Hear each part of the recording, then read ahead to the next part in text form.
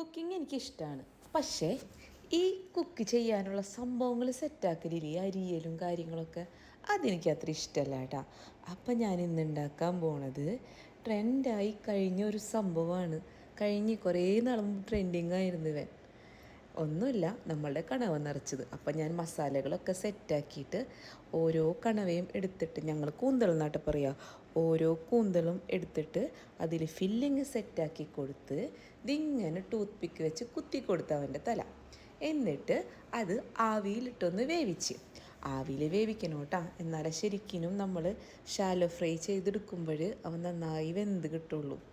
പിന്നെ നമ്മൾ ചെയ്യേണ്ടതെന്ന് വെച്ചിട്ടുണ്ടെങ്കിൽ, ഒന്ന് നല്ലോണം ഈ ആവിയിൽ നല്ല ഇങ്ങനെ പൂ പോലെ വെന്ത് വരും. എന്നിട്ട് നമ്മൾ എന്ത് ചെയ്തെടുക്കണം, ഇവനെ നമ്മൾ വെളിച്ചെണ്ണയിൽ ഇച്ചിരി ഉപ്പും മുളകും മഞ്ഞൾപ്പൊടി ഇട്ടിട്ട് മൂപ്പിച്ചിട്ട് അതിലിട്ടിട്ട് ഒന്ന് ഷാലോ ഫ്രൈ ചെയ്തെടുക്കുക.